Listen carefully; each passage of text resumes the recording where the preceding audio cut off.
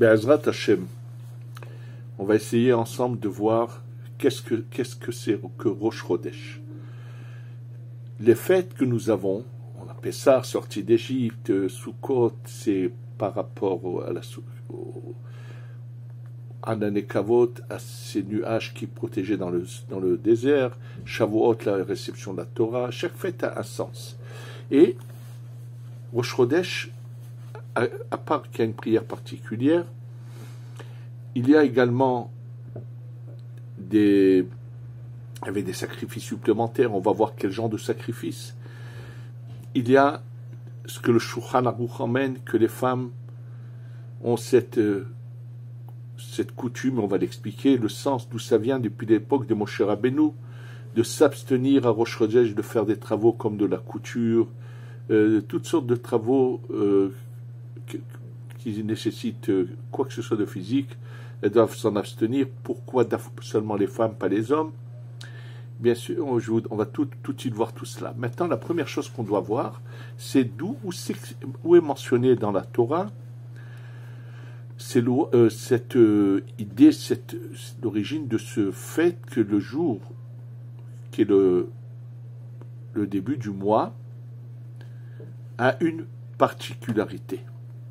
Cela se trouve dans la paracha de Bo, donc dans le livre de Shemot, paracha de Bo, lorsque les 9 plaies ont déjà eu lieu et qu'il va y avoir la 10e, et Akadosh Baruch Hu décide de parler à Moshe Rabbeinu pour lui dire voilà quel est le processus dans lequel il va y avoir la sortie d'Égypte, pour lui dire qu'ils doivent préparer tous l'agneau pascal.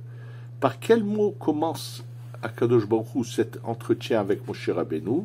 Et c'est le premier jour du mois de Nissan. C'est marqué comme ça. Vayomer Adonai el Moshe ve'el Aaron be'eret Mitzraim lemor. Dieu a parlé avec Moshe et Aaron en terre d'Égypte en leur disant. Qu'est-ce qu'il leur dit? Première chose qu'il leur dit. Achodesh hazeh lachem rosh chodashim.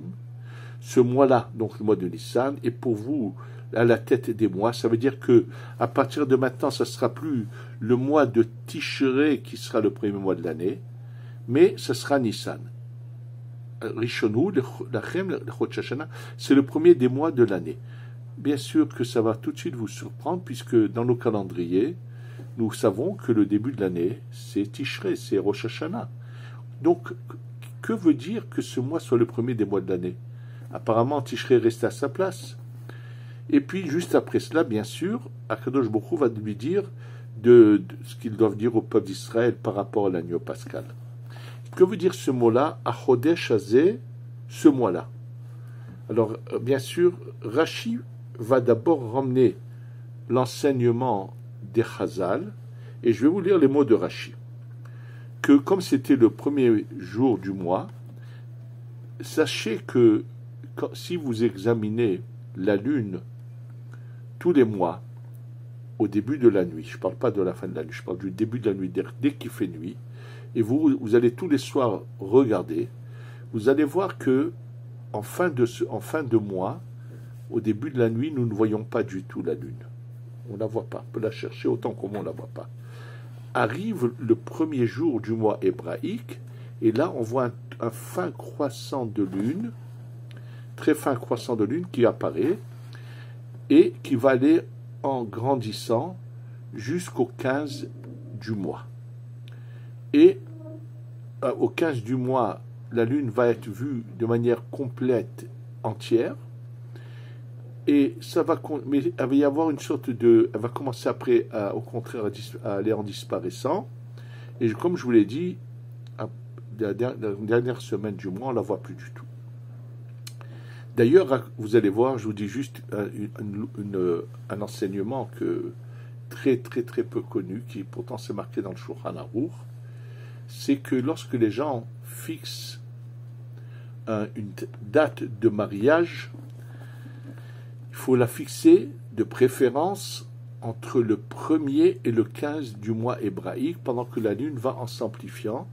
Pourquoi? C'est un bon signe pour la femme, puisque, comme je vais vous l'expliquer, en fait, la lune, c'est quelque chose qui représente la femme au niveau de son âme. On va l'expliquer, bien sûr. Donc, en tous les cas, Rachid dit les choses suivantes. Er'a ou levana behidusha. Il va montrer donc le renouvellement de la lune, c'est-à-dire que comme une naissance, que la lune s'est renouvelée. Ve'amarlo et Hachem a dit à Moshe Rabbeinu, Keshe'ayareyach mithadesh yelecha rosh chodesh. Lorsque la lune se renouvelle, ça sera rosh chodesh. Donc la source dans la Torah de rosh chodesh est mentionnée ici. Ça c'est la source. Maintenant, comprendre qu'est-ce qu'il y a de particulier dans rosh chodesh par rapport, comme je vous l'ai dit, que les femmes ne font pas de travail, c'est marqué dans le Shulchan Aruch. On ramène ça dans les halachot de rosh chodesh.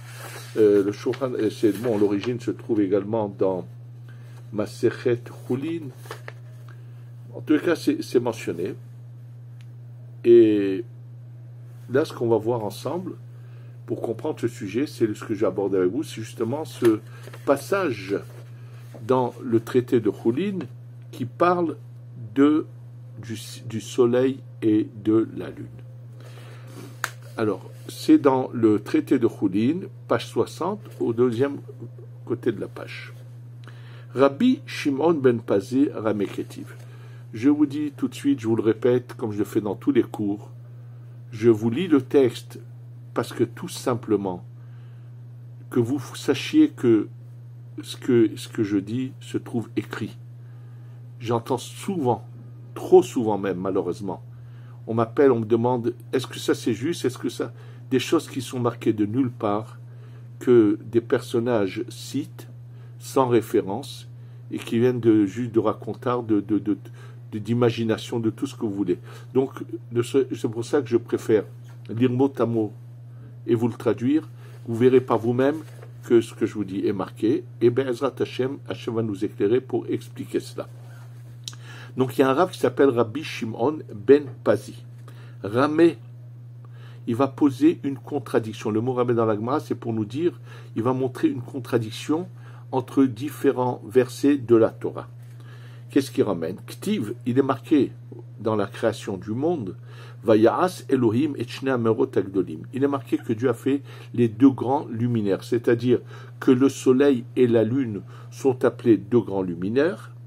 Urtiv, et dans un autre verset un peu plus loin, c'est marqué différemment. C'est marqué Etamaor Agadol Ve'etamaor Akatan, le grand luminaire, c'est-à-dire on fait allusion au soleil, et Maor Akatan, c'est le petit, c'est la lune. Alors, donc il y a une contradiction. Tu me dis deux grands luminaires, ça veut dire qu'ils sont des égaux, et là tu me parles d'un grand et d'un petit. Ensuite, je vous dirai ce que le Harizal nous enseigne par rapport à cela. Mais d'abord, je préfère qu'on voie d'abord la Gemara, l'expliquer, et ensuite je pourrai vous expliquer les paroles du Harizal qui sont merveilleuses, qui ne sont qu'un complément à ce que nous allons voir. Donc pour répondre à cette question, il explique, Rabbi Shimon ben Pazi va nous enseigner une transmission qu'il a eue, que Moshe a reçue oralement au mont Sinaï, qui a été transmis, et il dit qu'en fait, il y a eu un événement qui a fait qu'au départ, il y avait deux grands luminaires, et qu'il y a eu un changement à la suite d'un événement. Quel est cet événement? Le voilà. Amra yareyah lifna kadosh baruch hu. La lune a dit devant Kadosh Baruch Hu, Ribono shalolam, maître de l'univers, efshar leshne melachim shishtamshu beketer echad. Est-il possible que deux rois utilisent la même couronne?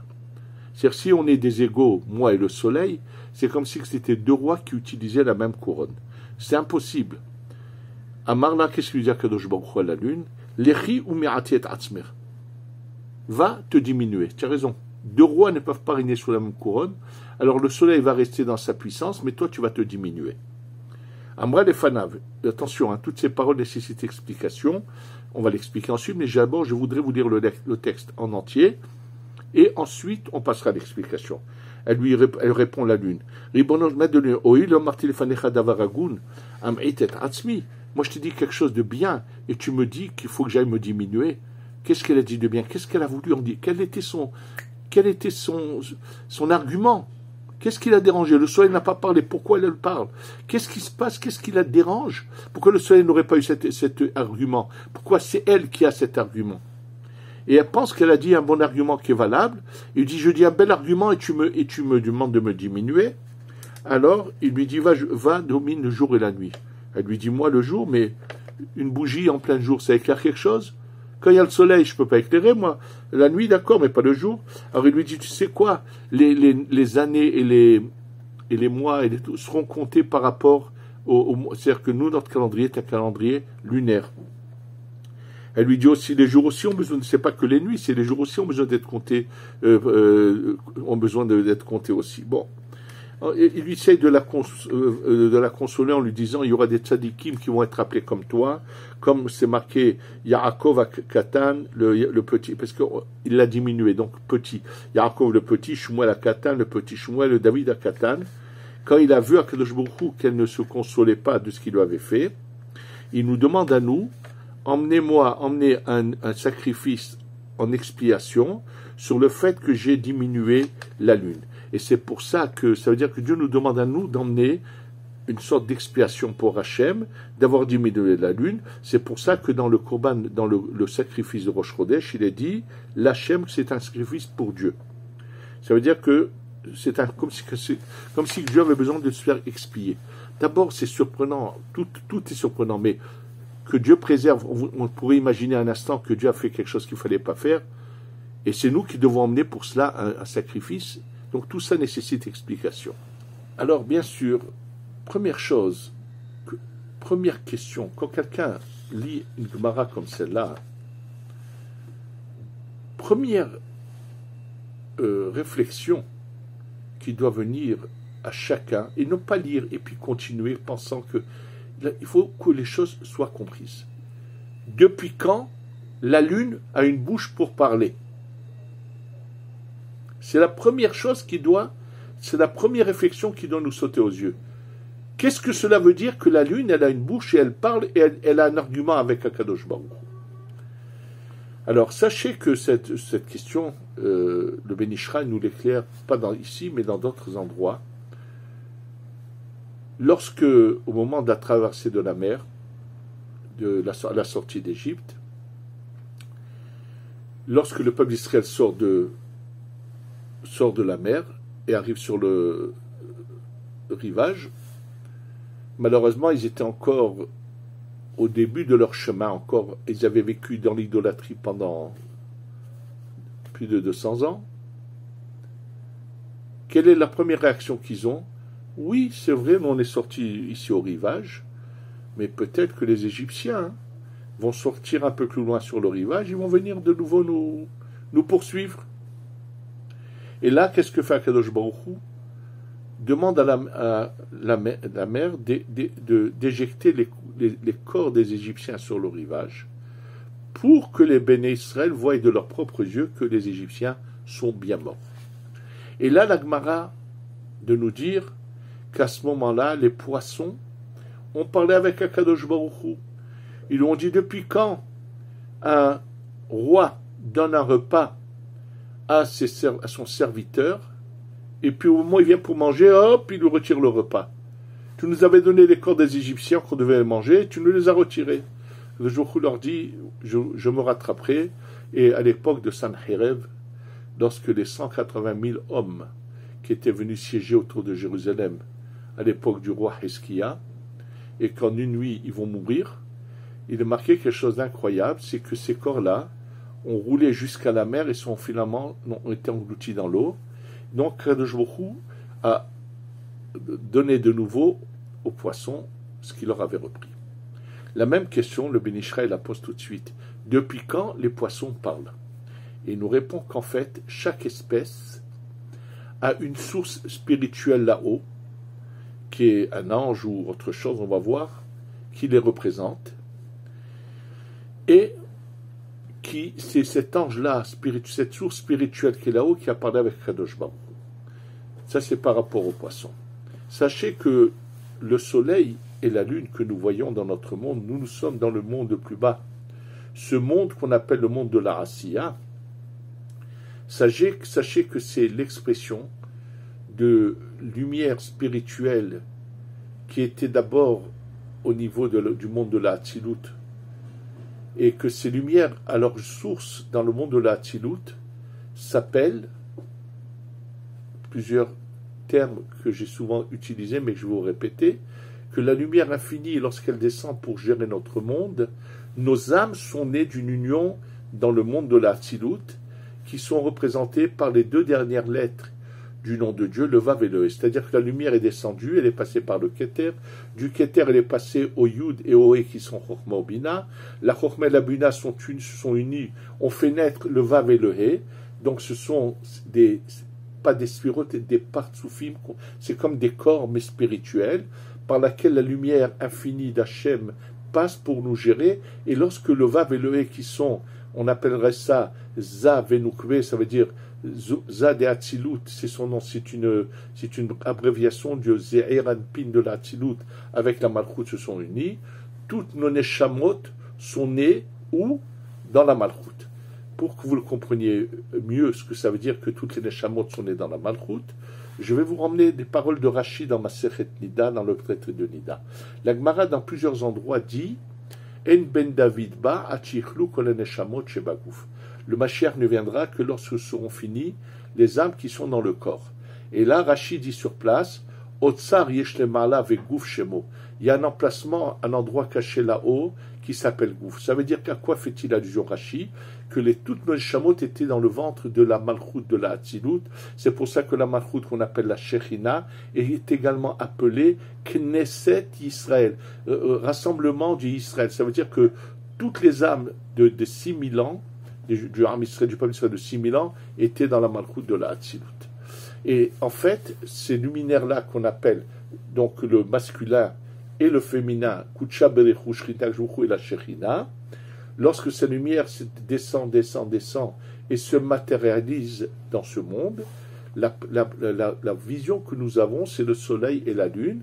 Le soleil qui représente l'homme et qui donne de sa lumière sur la lune, puisque lorsque nous ne voyons pas la lune ne change en rien. Il y a le globe terrestre au milieu. Lorsqu'il y a une position dans laquelle se trouve le soleil par rapport à la lune, sans que le globe terrestre empêche ses rayons de passer, on aperçoit la lune, donc soit par un très fin, c'est-à-dire elle est comme une sorte de très fin, un filet très fin qui va en grandissant. C'est tout simplement la position, combien de lumière le soleil a-t-il envoyé sur la lune. Donc maintenant, de quoi il s'agit ici? Finalement, il ne s'agit pas de la lune que nous voyons qui a parlé, mais il s'agit de la Malchut de la Hatzilut. Alors bien sûr, ça va vous surprendre que la Malchut de la Hatzilut, qu'est-ce qu'elle avait comme argument vis-à-vis du Ensof de la lumière infinie? Qu'est-ce qu'elle avait comme argument? Qu'est-ce qu'elle a voulu dire? Deux rois ne peuvent pas régner sous la même couronne. Qu'est-ce qu'elle a voulu dire par cela? Sachez que ce n'est pas un sujet simple, c'est expliqué en long et en large dans la Kabbalah, puisqu'au contraire, il y aura une position dans laquelle, finalement, les deux, Akadosh Baruch Hu et la Shechina, vont se retrouver face à face avec une même couronne, et là, il n'y a aucun problème. C'est-à-dire que le but final, c'est l'égalité, c'est qu'un couple arrive à une telle harmonie où ils sont unis face à face et ils ont une couronne qui les unit aux deux. Ça, c'est le but final. Donc, quel était l'argument de la Lune? L'argument de la Lune est justement dans le début de la création. D'abord, vous sachez que cette histoire d'argument où la Lune parle s'est passée dans les jours de la création, le mercredi de la création, lorsque le Soleil et la Lune ont été mis en orbite. C'est-à-dire qu'au moment de la création, tout est créé, les choses sont mises dans leur emplacement, chaque jour, quelque chose se met en place. Et lorsque la mise en place se fait, sachez qu'à ce moment-là, cette vision de Akadosh Baruch Hu et de la Shechina sont dos à dos.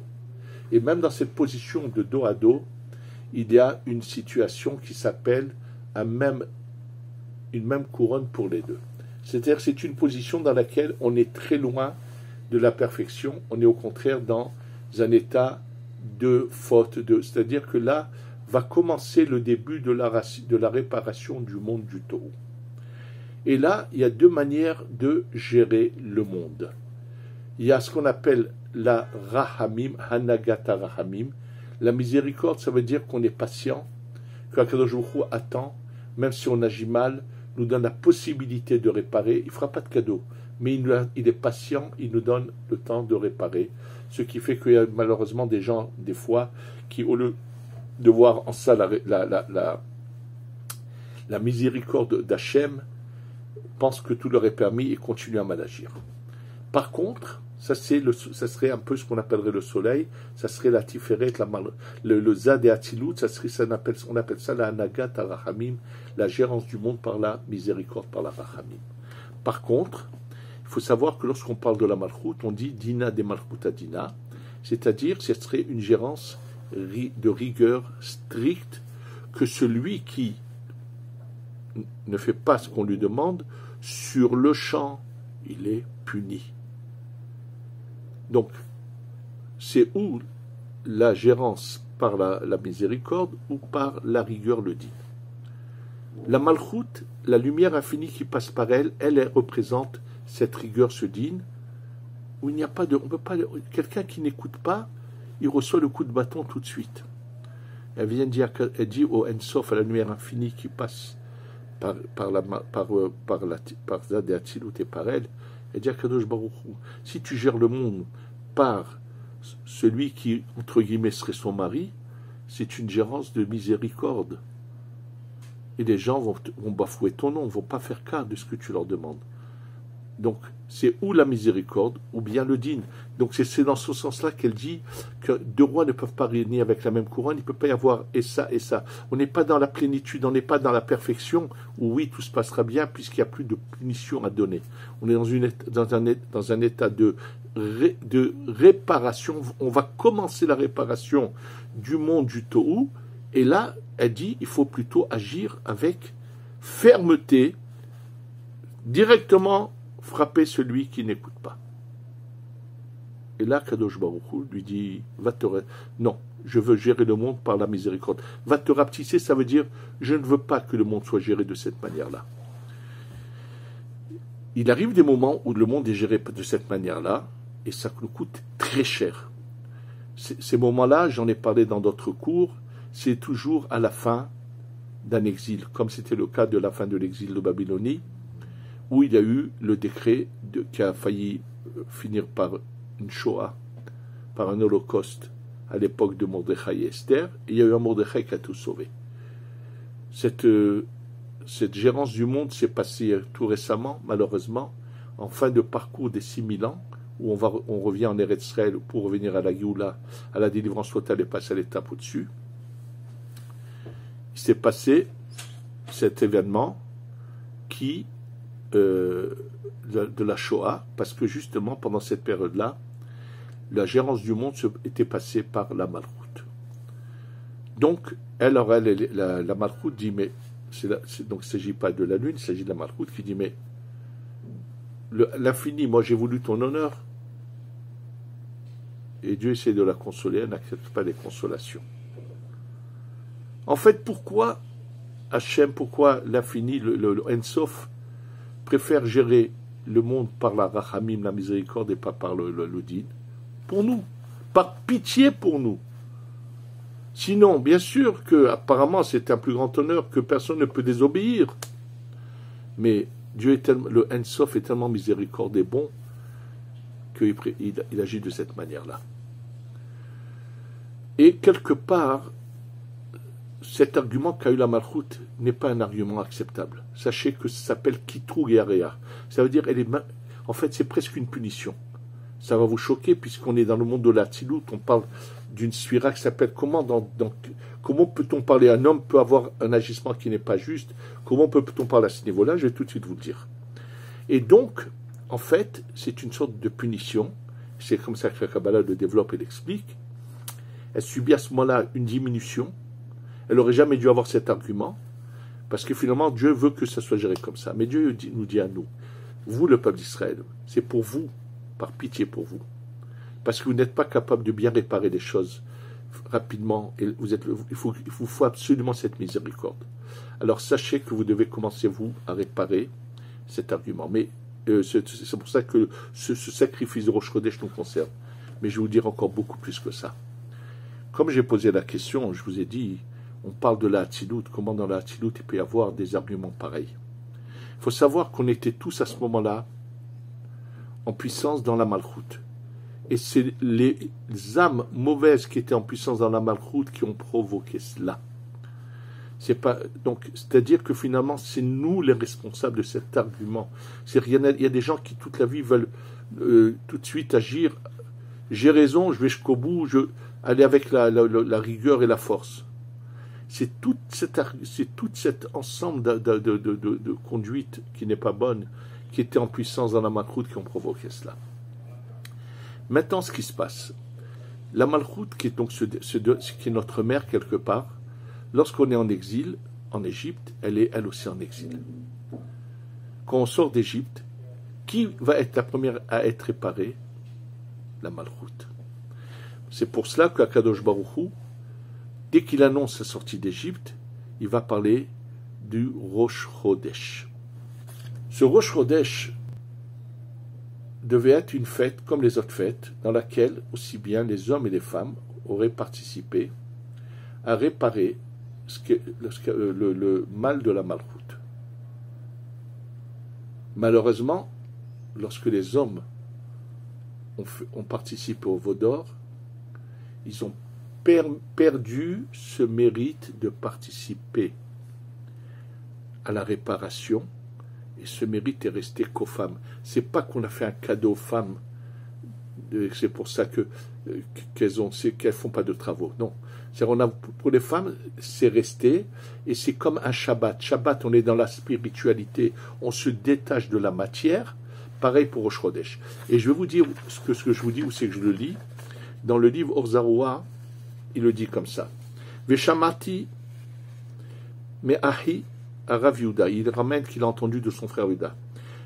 Que Shehatou ba'egel, lorsqu'ils ont fauté au moment du veau d'or, que on leur a pris aux hommes.